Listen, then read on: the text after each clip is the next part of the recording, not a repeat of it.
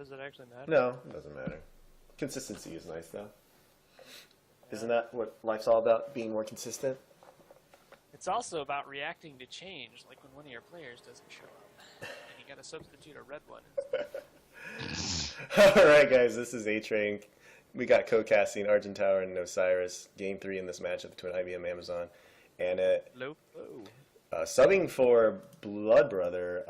So first of all, congrats to Blood Brother. His wife went into labor this morning and he's expecting his a newborn child today. So congrats. And instead, spawning at the top of the map is going to be Variance, subbing in for Blood Brother as a red Zerg. So we got DivideByZerO, the Zerg player from Amazon, and this is going to be a Zerg vs Zerg matchup. So we were able to sub in one of our Zerg players in place of Blood Brother. Yep, we're lucky that Variance decided to show up today, because otherwise I guess we probably would have had to take a loss for the third map, in which case the match would have been over. Shasvi says that your proxy nexus was at winners.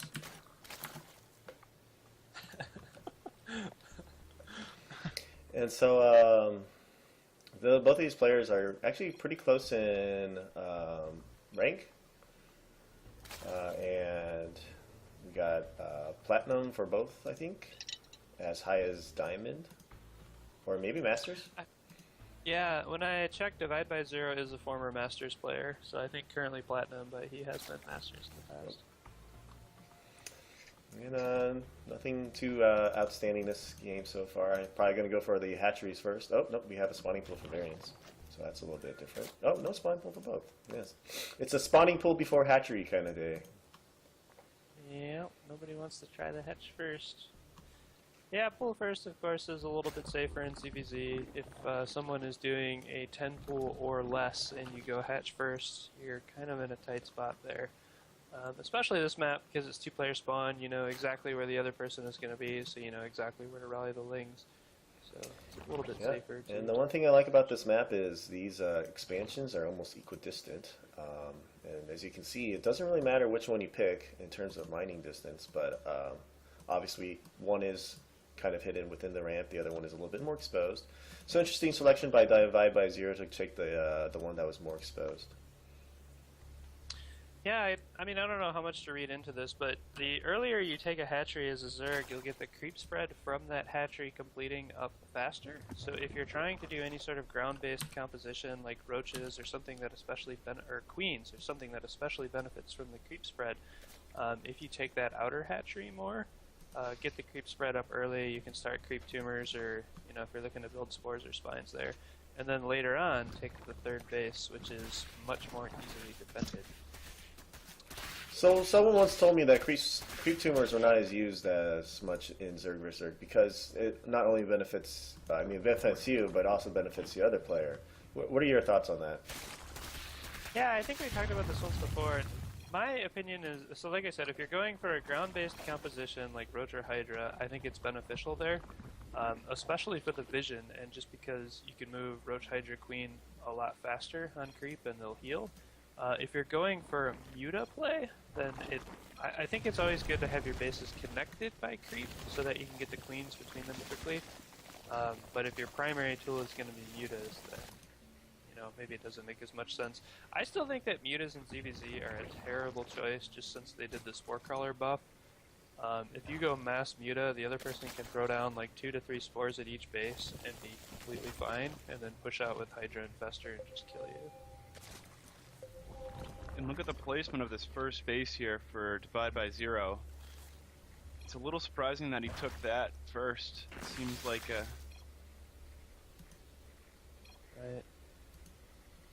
Right. Variance making a wall of queens. Not really sure. Maybe he was expecting some kind of aggression to come through.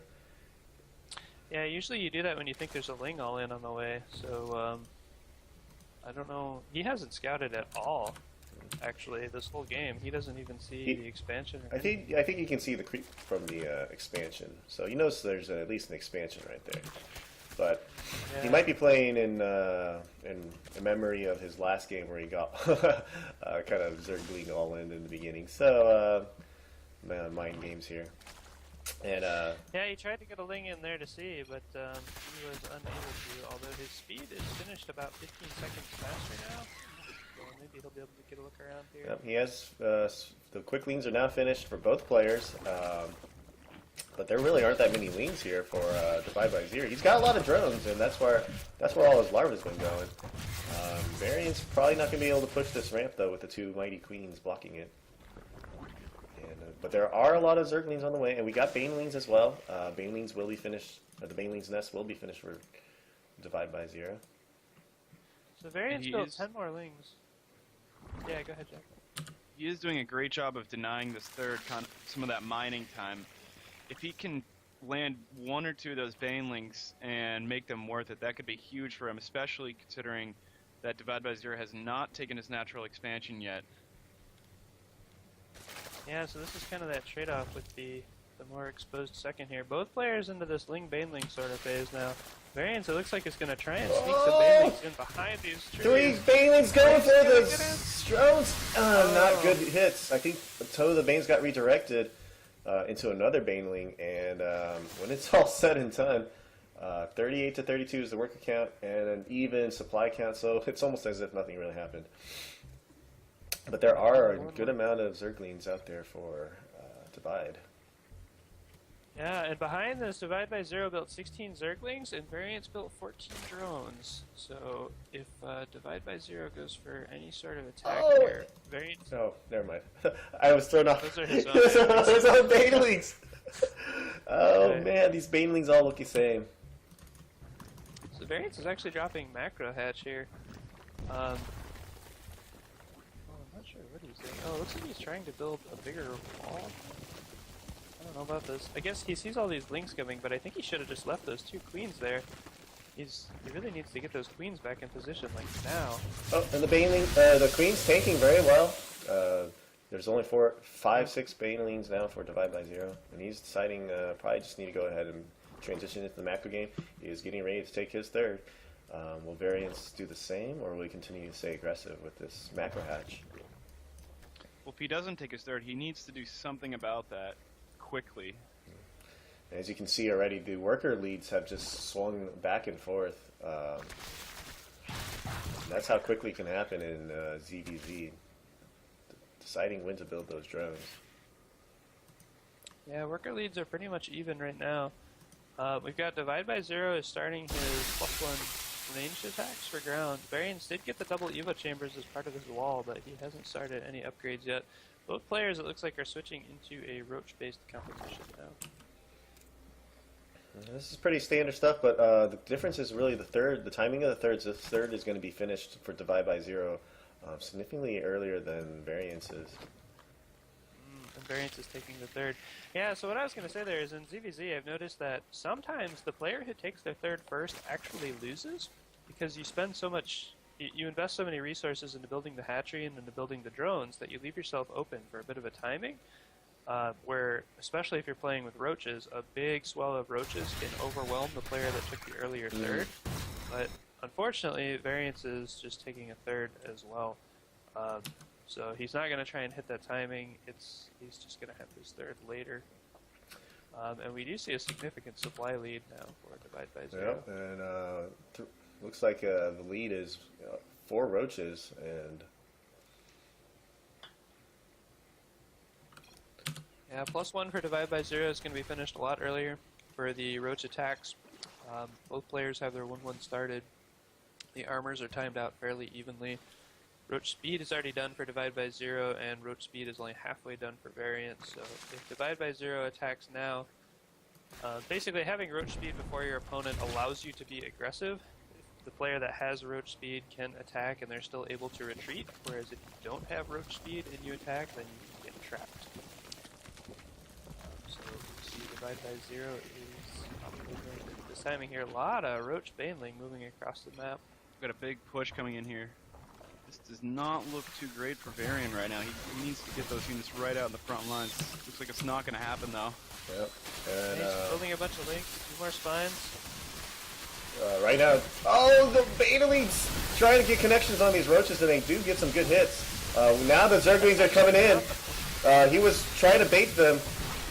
And I think Variance actually is trading in some roaches to get the Zergian stronger. Yeah, that was not a very good use of the banelings there. Kind of an unfortunate time to relocate the spine crawler here. Unfortunately, it looks like there's going to be enough roaches here to do some serious damage. There's not enough roaches for Variance. Yeah, only 3 roaches on the map, building 12 more, but he's lost all of his static defense and a couple of his queens here. If he can hold the third, I think he'll be in good shape, because the worker fleet is not... There is no difference in the worker fleet. Now it's just the army. Yeah, workers are identical, upgrades are identical. Now it just becomes yeah, sheer numbers. if Variance can hold this, but Variance is building a couple of drones in the midst of all this, and he started his 2-2. I think it's ultimately going to be a problem here. He really needs to spend that money on just building more roaches. Yeah. Looks like the big difference is utilization of the gas. As you can see, DivideByZerO has used up almost all his gas. Variance using up all his minerals, and now forced to pull everything. This does not look good for IBM. Yep, stream of orange coming across the map now. The drones get good position on these roaches, but there's just no roach support from Variance here. And there is the good game. So Amazon will take the series 3-0 over IBM.